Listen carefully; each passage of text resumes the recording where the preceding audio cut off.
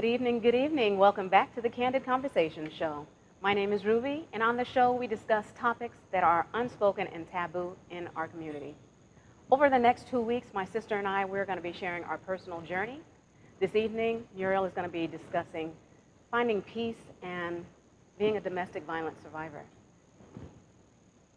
Sis, wow, I made it. All the hurts, bruises, scars, the trials, I really made it. You made it. You did it. You did it. I'm so proud of you. I couldn't do it without you.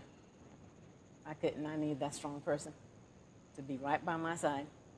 I want to just have a regular conversation with you so the viewers can actually hear your heart. If you can just tell them, who is Muriel Bissainthe? Well, Muriel Bissainthe is a strong woman, definitely a strong woman. Yes, you are. I've been in the medical field for over 30 years. I am an entrepreneur. You know, they always say, island people, they have so many jobs. Too many hats. I'm one of those people. I'm an entrepreneur, as I said. I'm the executive producer and co-host here of this show, the Candid Conversation Show. I'm a licensed cosmetologist. I have my associates in nursing, believe it or not. Yeah. I'm also an advisor with the Greater Haitian American Chamber of Commerce right here in town. I have 3 beautiful kids. I also model part-time. I can go on and on. It's just too many. I think I'm boring you guys by now. You didn't say you were an author. And I'm an author, Best-selling author. Best-selling author. And here's the book. It's called Broken Chains. It's how women have overcome obstacles and we're living on purpose. So where were you born? They need to know that. How could I forget that? I was born in Brooklyn, New York, by 2 immigrants that came into this country from Haiti many, many, many years ago. They were kids when they came over here. And they struggled, and they had 4 beautiful children, and I happened to be the second child. Oh, gosh. You're silly. So tell us about your elementary years. Do you remember anything about that? Or is it not really? Not really. It's almost like it went so fast. Yeah, it did go fast. It went by real fast. Well, can you tell us a warm memory that you have of growing up? I think a warm memory is of traveling. Every summer, we would travel. My mom is paralyzed from the waist down, just so I can involve you so you know what I'm talking about. What we're talking about is that my mom was a paraplegic. Ever since she had my brother, she became paralyzed from the waist down. So we traveled. My father wanted her to walk so bad, and of course we did too, that we just went all over the states trying to find some type of help for her. She had so many surgeries, but every summer we did these road trips. Mm-hmm. I will never forget the road trips.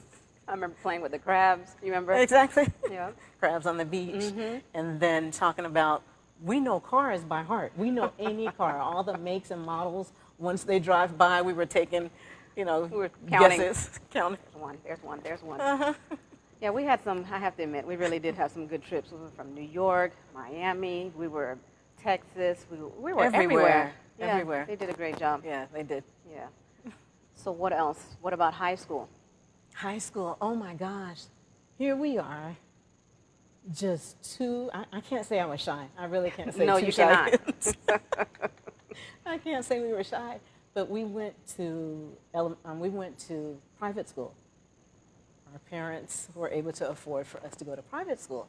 So we went to private school for middle school, and then after middle school, we got an eye-opener, and that is we went to public school with over 3,000 kids. This is high school.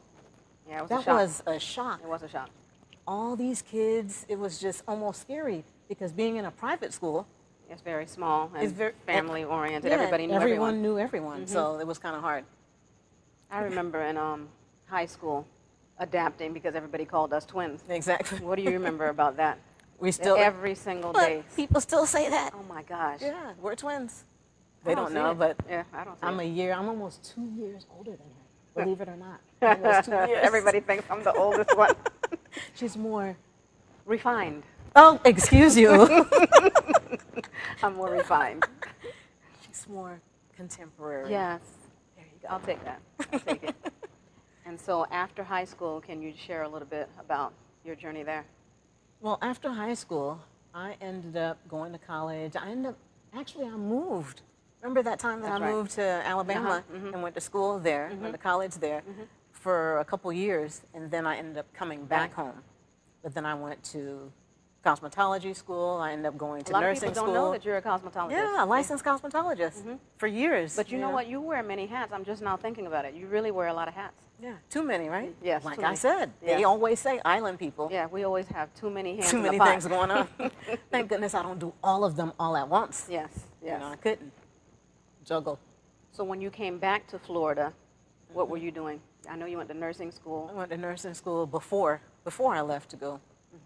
Nursing school, then I worked as a nurse for a little bit, and then after realizing that once my patient died in the hospital, Yeah. I'm like, this is not for me. You know, honestly, I really didn't think that was for you anyway. Honestly, I swear, I'm surprised that you followed through. Because mom and dad. I know. I really, everything. I wanted Yeah. to be an attorney, Yes. but, They said, mm-mm. I Your don't know what it family, is with you know.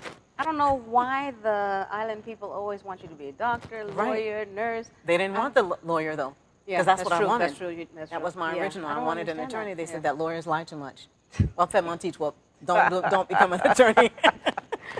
Well, I guess So that's why I kept going to school, trying to find your me, niche. Yeah. But I did love the fashion, the hair. I still love that. We can tell. Yeah, I still love that. Yeah. You would think that you went also. No, I love shopping. I love clothes. So, okay, tell us more. So walking through the mall, I ended up hearing this guy's voice, and I'm like, I turned around, and it happened to be somebody that I had dated when I was in high school. And basically from that moment, we started, talking a little bit. But originally in high school, my father, he was very, very strict, of course. Strict. Dad was so strict, he Yeah. didn't want us really talking to anybody. Of course. Like he said, this is my precious egg. I That's don't want right. any cracks in it. I know. Yes. I like that. I'll never forget Yeah. that. I feel the same way about my daughters. Exactly. Now you know how he feels. Exactly. Yeah. So, let me see, months after that, I would say Dad was in a real bad car accident, and he ended up passing away. My dad was hit by a drunk driver. He left work one day, and on his way home, he was hit by a drunk driver, and a few months later, he died from complications of that. There's not a day that goes by that we don't think about him, that's for sure. But so after that, everybody needs that support person. My sister had her support. I didn't have a support at all. So here's this guy that, I used to date in high school, and he was there, so he became my support person. Right. That's he who you became- clung on to. Right. Clung on to, and just sometimes, there's a saying, you want to hear God laugh? You tell him what you're going to do. Well, he laughed. He laughed. He really did. He laughed. I had 2 beautiful kids from that situation, but my dad ended up passing away. He So was what- there, and how I just was- continued to. At that age, because we were in our 20s, how did that make you feel Which part? when he passed away? When Dad passed away? Well, the thing is, he was our everything. Yes, everything. Because with Mom not being able to take us places, he used to take us to the Get our hair beauty done, salon. yeah. Everything. Shopping, whatever was going on, he was there for us. So that was just a big, big loss. It was a big shock. Yeah, it was a shock and a loss because you just don't. From a simple accident, he just had an accident. That's it. So who would have thought that something like that would have died? Sometimes I think that I'm still in a fog about that. Yeah, me too. It's like a fog because Yeah. it was over almost 26 years. Yeah, it's a long time. Yeah, that's most of, half of our lives. Yeah, I'm still shocked about it because Yeah. the way that it occurred, it just was so fast. Yeah, Yeah. too fast. Love your parents. We don't know how long we have them for. Just love them, love on them. Whatever difference is, whatever it is that you have, Put it aside. put it aside. It doesn't even matter. You only have one parent. That's it. That's it. You probably can't even remember what the argument was about. Exactly. You know? Yeah, and look at the times that we're in right now with this pandemic that's going on. People this are is the time that dying. everybody needs to gather together. That's right. And be as one. That's be a right. family. That's right. I love my family. Oh, yeah, We're me always too. together.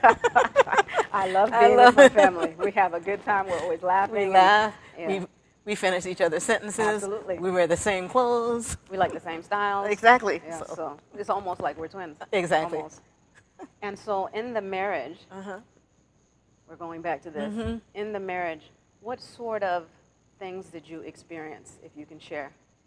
Well, it was, like I said, you know, losing dad. It was almost like a father figure, almost. Father, always demanding, always saying, this is what you're going to do, this is what you're not going to do. It's almost like he picked up where my dad Left off. Not that dad was, No, you he know, was- a bad person yeah, or he was anything, too but sweet. they were very, our parents Strict. taught us, they were very, very strict, and we knew what needed to be done. Exactly. So it's like he almost picked up where Except dad where he left off. Yeah, where dad left off Yeah. when dad passed. So it was just a lot of controlling, but it seemed like he was more strict, of course, than dad. It was just like something that you just couldn't, I don't know, you love the person.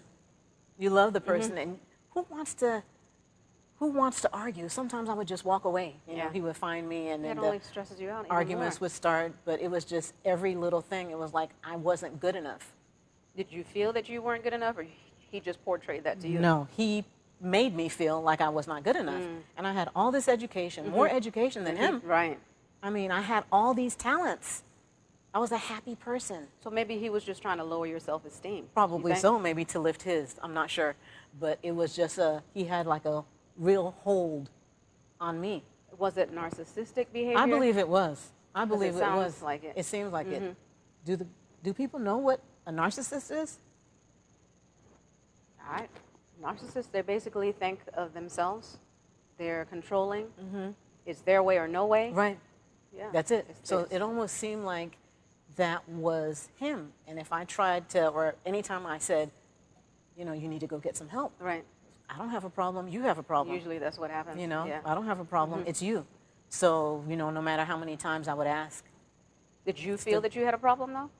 I felt like it's almost like he had a way of making me feel like it was me.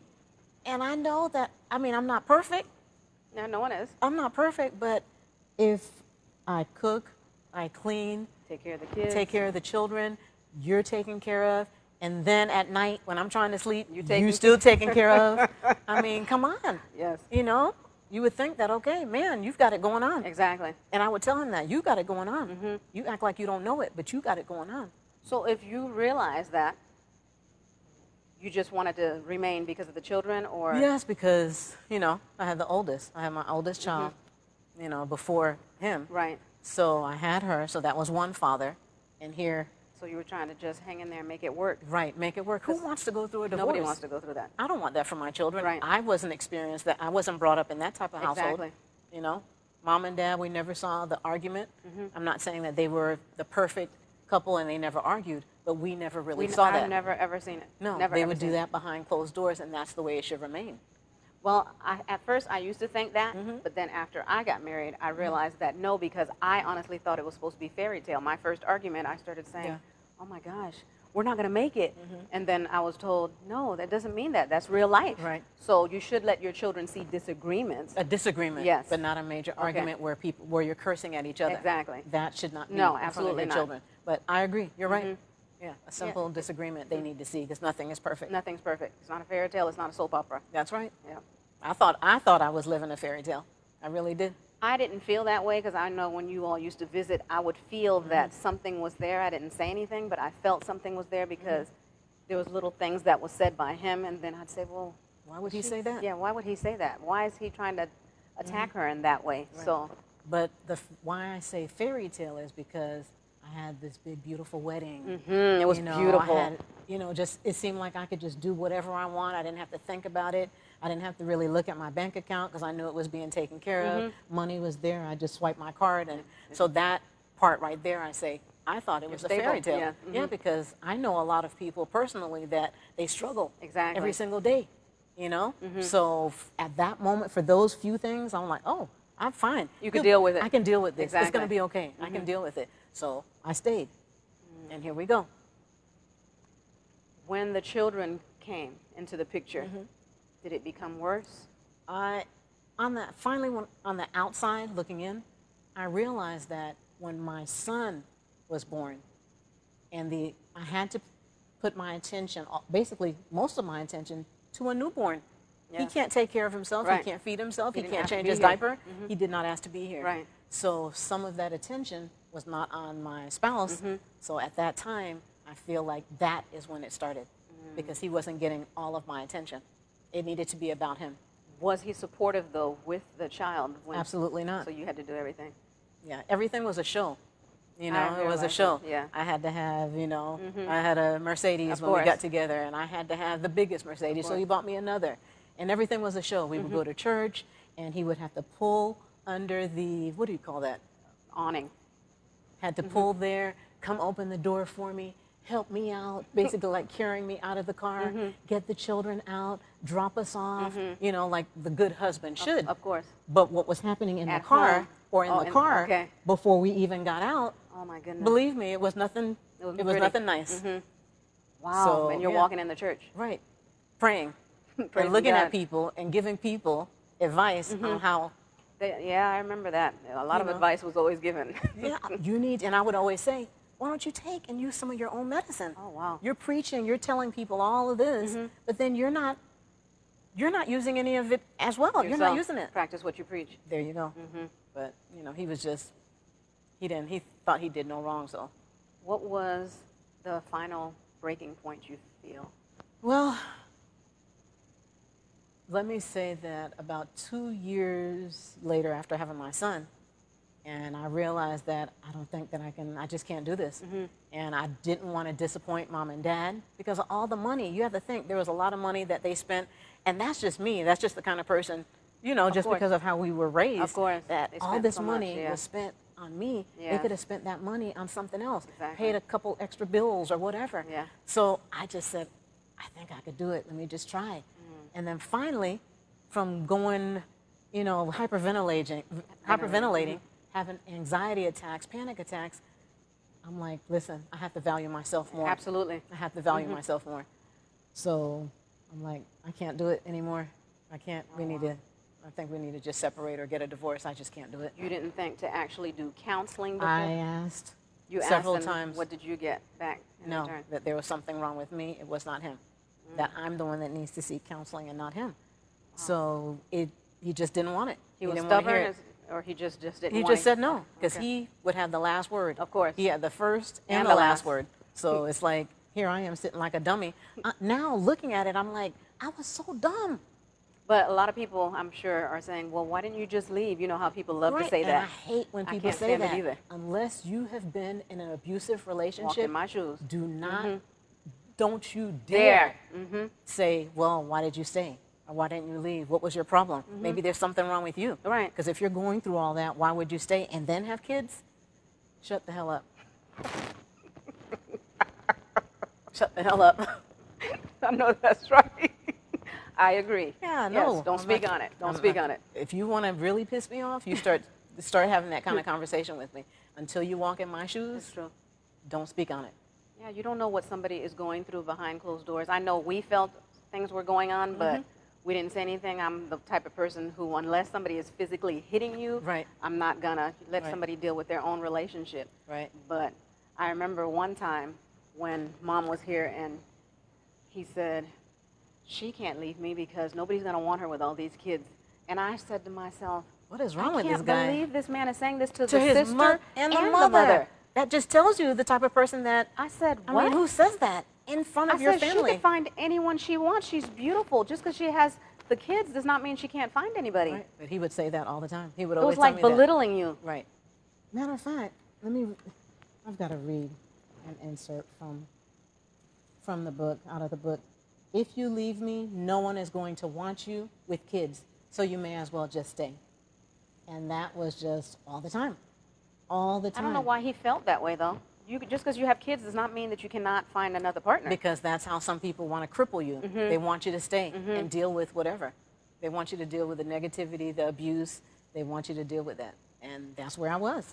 And he wasn't on any medication of any kind? Not that I know of. Yeah. Yeah. Not that I know of. I really can't speak on anything else. Right. But he wasn't well. I didn't see him as being somebody that's well. Right. You know. And you know what? A lot of times, you know, we keep quiet. As a person that has been abused or a victim, we keep quiet, and it's almost like we're protecting that person. Why am I protecting you? You have not done anything to help me. I'm not protecting you. I'm going to tell my story. Yes. I'm going to tell my story. Whether you like it or not. Whether you like it or not. I have to tell my story because Yeah. that helps me grow. Absolutely. And that's helped me grow over the years. Yeah, you are very strong. You have really been through. I've seen it, witnessed it.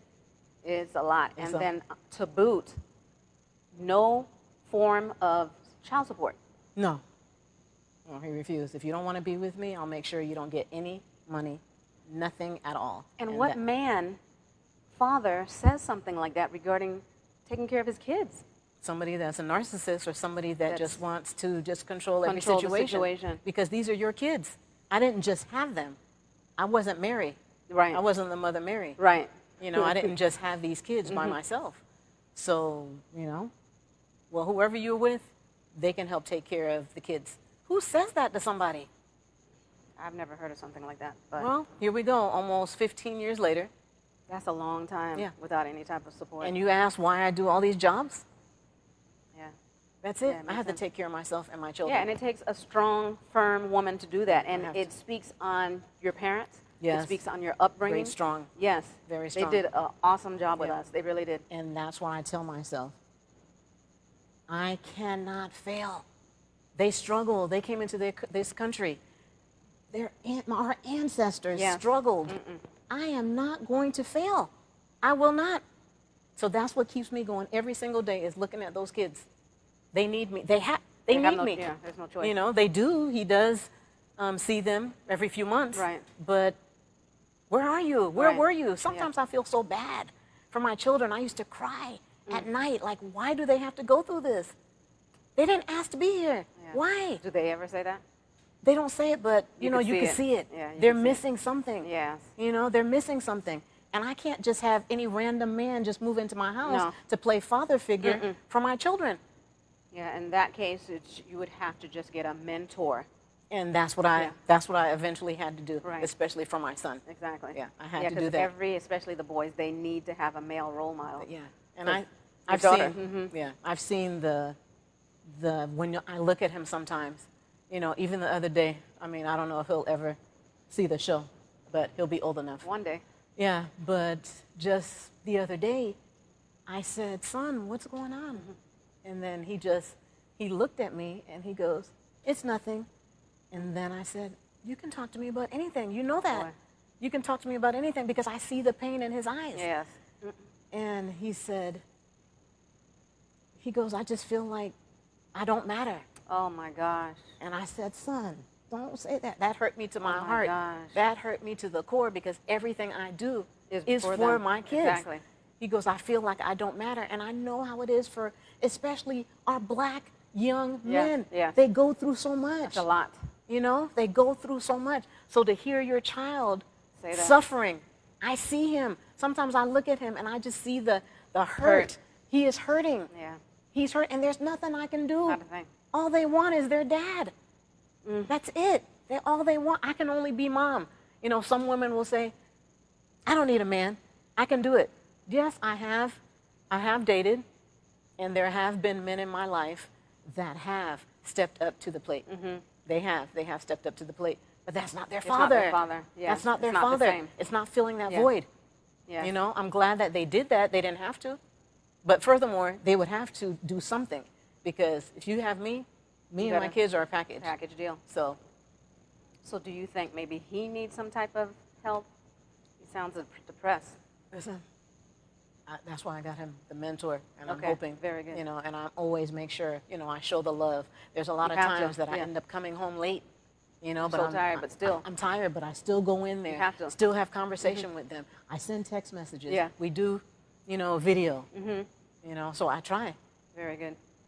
Yeah, I feel that the love that you've shown the kids I feel that that's going to carry them through life because they've had a real strong foundation. You did an excellent job, great job. I did the best I could with what I had. I know he's getting ready to go to the military, Yes, and I'm so proud of him. Proud I'm of happy. him. Yes, I'm so I happy will about cry that. like a baby, but it's tears of joy, and of course I'm going to miss him. Yes. Because we're always together. I know. You know? Oh my gosh. Well, there's plane tickets. That's right. He could come and visit. That's so. what I told him, to make him feel comfortable. I'm like, wherever you are, Mackenzie and I will come and visit. Yes.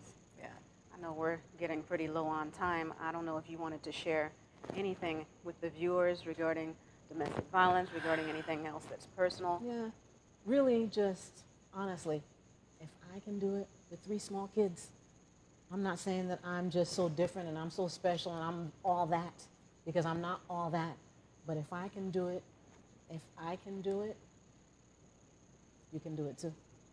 You can contact the domestic violence hotline. I know Harbor House. There's so many agencies and companies that help. There is so much help available right now. Do not be scared. Call the police. Run to a neighbor. You know, if you trust or if you want to involve your family members, call your family members. My sister has been my crutch throughout this whole situation over all these years. I don't know what I would do without her. So you've got to find that person. You've got to find that help. Get out. There is life after divorce. There is life after bad marriage. There is life after an abusive marriage. There is life. I'm here. I'm proof. Yep. I've got a lot of bruises, but I'm here. You're here. You're still standing. Yes, I'm still standing. My final question, because we got to hurry up and get out of here. Have you forgiven him?